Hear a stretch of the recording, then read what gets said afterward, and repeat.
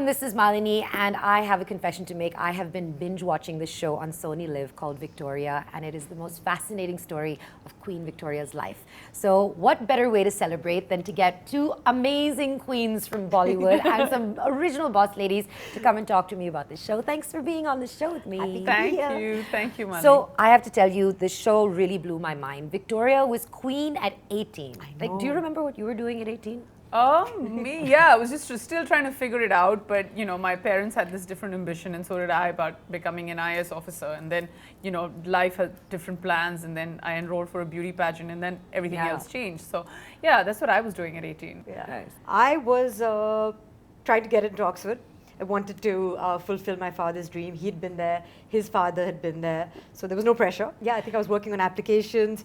My father was helping me write my college essay, but certainly didn't have life planned out at all, had no clue what I wanted to do. Enjoyed history as a subject, actually, which is why I also really enjoy the show, because I've studied history for my undergraduate, so I downloaded SonyLIV, watched, like, I'm not all the way through. There are 3 seasons of it that are out, so I'm sort of halfway through the second season, but it's incredible fun.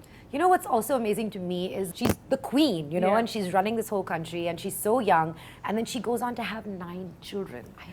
You know, and I think what was so interesting and so poignant, and you guys have just had babies, is, you know, people still to this day sort of say, okay, a woman's place is in the nursery. Have you felt any of that pressure, and how do you deal with it? I don't know, you know, so I downloaded SonyLIV, I started watching the show, and there comes a point, and Soha will agree with me, that when you have a child and you're trying to work and you're trying to, like, maintain this work-life balance, you feel like you're just going to crumble. Yeah. So I think just as passive viewing, I started watching the show, but it had such a huge impact on my life, because I was just like, if she can do it with 9 children and you know, run a country and do so much more, I'm like, I can definitely get up and go to my set and look after Meher at the same time. So it was, you know, great timing and a huge amount of inspiration, and of course it was really, really entertaining, because you get to learn so much, and I loved watching the show, like, you know, and it's so beautiful. It's so nicely done. I love that whole era, that whole Victorian, that gorgeous takes you era. away, and then you start feeling like you're that, and then reality. And it's all possible, and you can do it all. It's very empowering. The other thing I thought was interesting, and I think all of us have this, is that we have,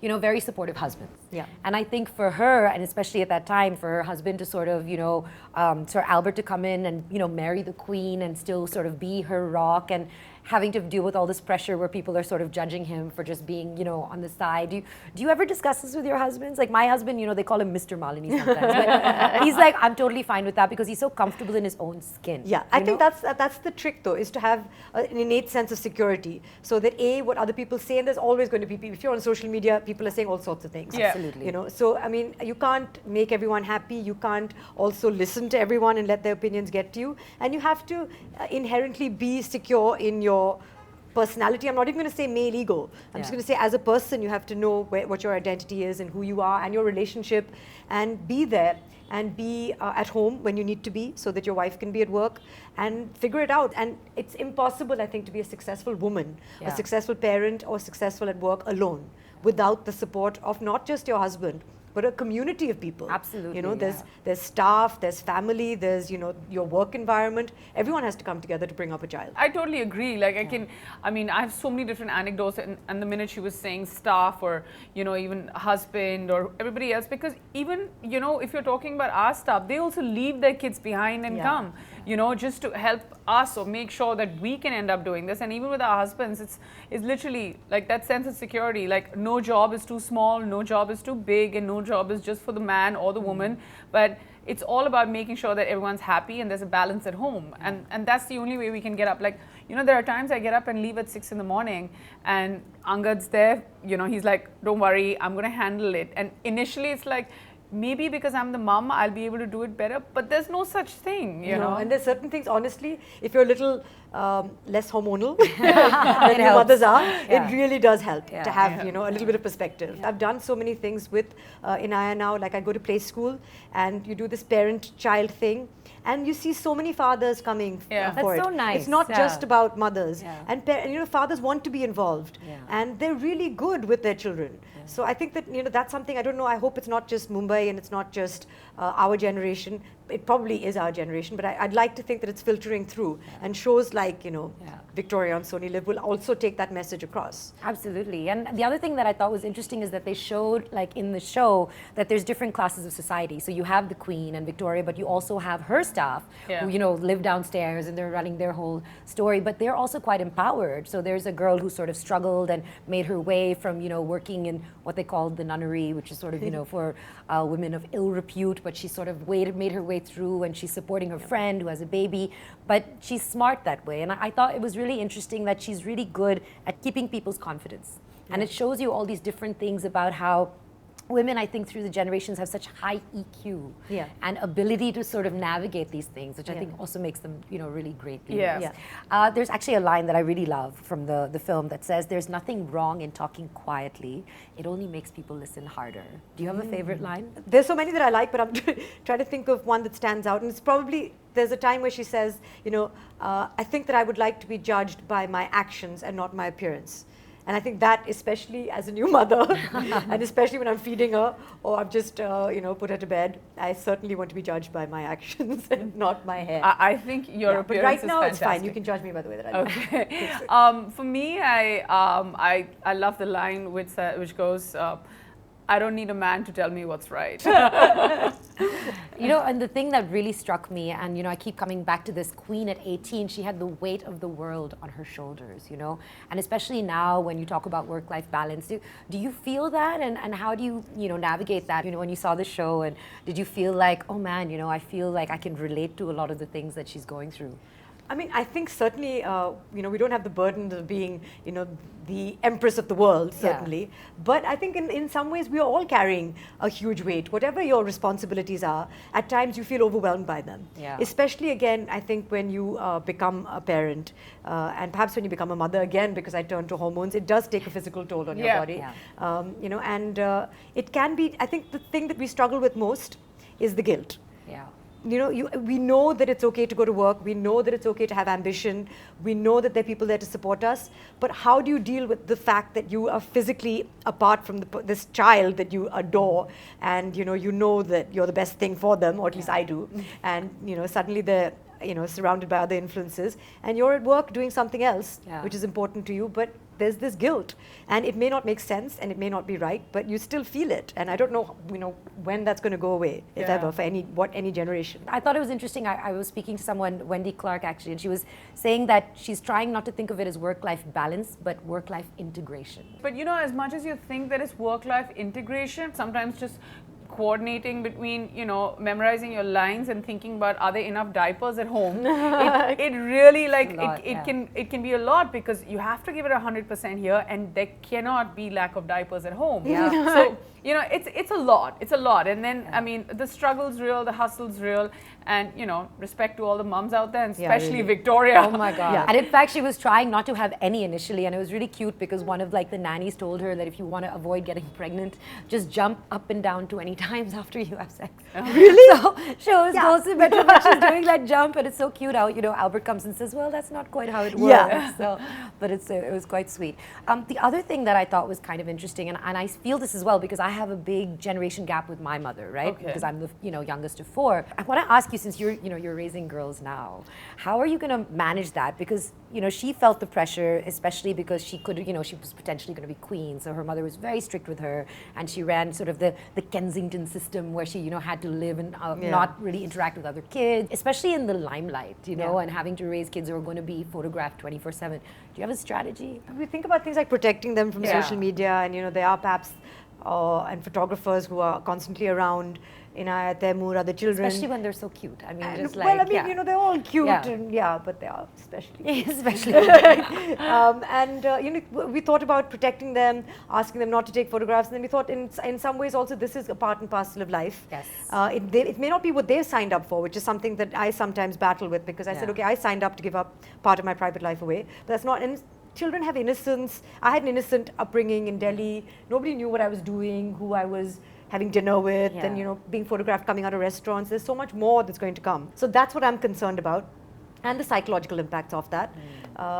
But being brought up in the public eye, I think also having had superstar parents, I think a lot of it comes down to how you are with your children at home, giving them a sense of perspective and balance, and also accepting things, knowing that your life is somewhat different perhaps from others, and also knowing that that's okay. Everyone's life is different, and that doesn't necessarily make you like cool beans. Yeah. Cool beans? It's all right. Yeah. No, but you know, like even with Soha, like I think we're sort of in that phase right now because she hasn't started stepping out and she's only like 6 months old. We're still feeling like, you know, we can protect her, we will protect her. It is going to happen. We're going to bite the bullet and we're really like, you know, now it's okay, and because she's going to start going out on her own, and you just can't. Yeah. But I feel like somebody needs to, or at least we'll try and tell her that that's not your real life, Yeah. and that's the only thing that we need to distance. And that's the same kind of upbringing that I've had. Like no matter what you do, like, you know, even after winning Miss India or doing numerous films, I still remember there was a film of mine that did really well. We went for the premiere. It happened in Delhi, and we came back. It was First Gare Obama. And my mom was like, okay, it's late now, go and do the dishes.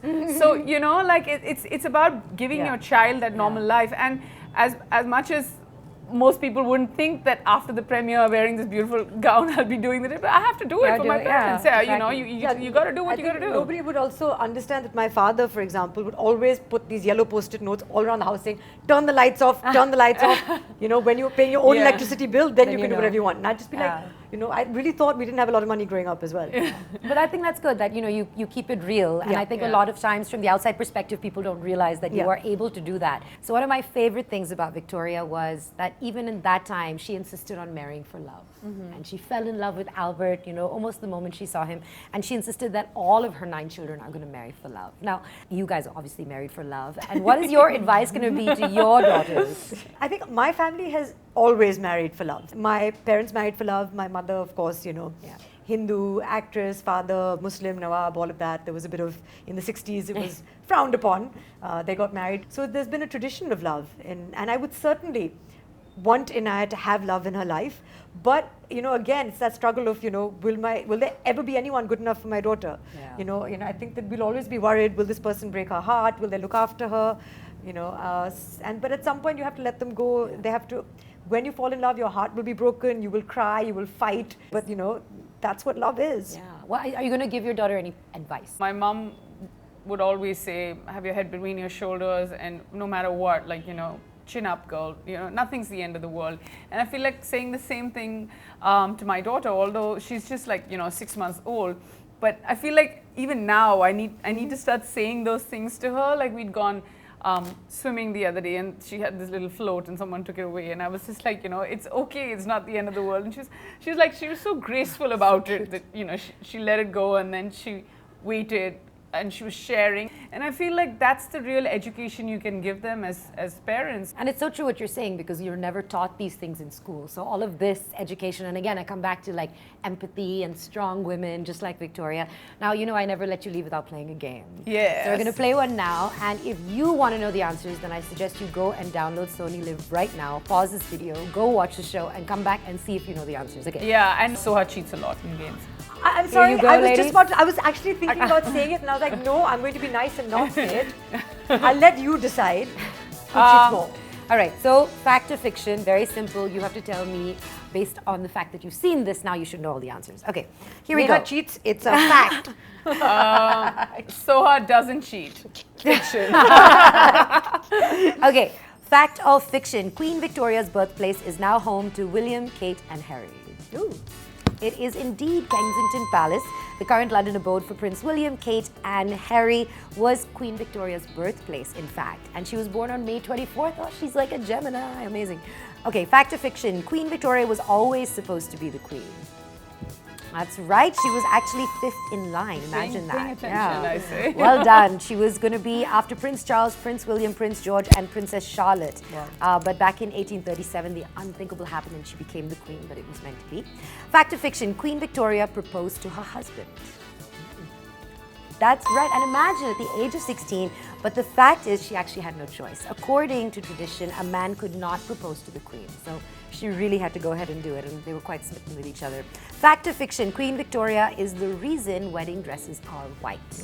And they used to always be very vibrant and colorful, but she decided that she wanted to go simple over opulence, and it was lacy silk satin, and it was crafted from, of course, the finest British textiles. Imagine at that time, it almost became like a global phenomena. Yes. That, you know, and for being this woman who's followed by all these other women across the globe. Imagine if she had an Instagram account. Yeah. How many followers would Without she have? social media. But she did use technology to her advantage. Yeah, absolutely. In fact, she was the first one who was on a locomotive, which is Yeah. kind of amazing. Okay, fact or fiction, she survived a grand total of 3 assassination attempts. I thought it was like 8 or something. Yeah, but then, you know, up to a point it's fact, and then Yeah. it becomes fiction because... Oh, because she did survive. Yeah, 3 and I then... said grand total, so Okay. it is Oh, it is fiction. fiction. You're right, Yeah. absolutely. Yeah. And you know the craziest part? She also had a stalker, a man by the name of Edward Jones, who broke into the royal residence at Buckingham Palace several times, and he was even caught sitting on her throne in her underwear. What? What kind of security is that? It's just... several times. Yeah, it was like, it's wrong at all levels. And that means stalkers have not changed, like Yeah. since her time. Okay, final one, fact or fiction. She is the longest reigning British monarch. She was, and then it changed. Yeah. Now I Queen think Victoria, Elizabeth II. that's fiction, you're absolutely right. She ruled for 63 years and up until September 2015 was the longest reigning British monarch. However, the current one, Queen Elizabeth II, now holds the title. Okay, a bonus one, fact or fiction. She break the spent tie. almost 2 decades pregnant. 2 decades, 20 years now. Yeah. Can you 20 imagine? 20 years. I don't think we can do it for 20 months. No, like between us, like yeah. No. Between us, maybe 2 years. 17 years, 9 children, 4 boys and 5 girls. It's just Wow. incredible. Can we just give a huge like props to you, Queen Victoria? Yeah. Yes, but a little bit of population control never hurt anyone. Well, thank you so much, ladies. It was so nice talking to you about this. And we all have loved the show so much. Download the app, SonyLIV. Watch Victoria. It's great fun to watch. I love binge watching. And if you like a little bit of history and passion and intrigue and politics and just good-looking people, then you have to watch it. In fact, you're going to binge watch all the 3 seasons we have, and you know, it's amazing. And then we can play this game once in a while. Yeah. And before we go, a little treat for everyone. I thought it would be fun for us to do the royal wave. Okay. And we can't do it without our crowns on, right? course not. So can I have the crowns, please? Sapphires, diamonds. The originals, somehow. I found the original. 3 of them. All right, thank you so much for watching, and make sure you go and practice your royal wave and go and download SonyLIV and watch Victoria.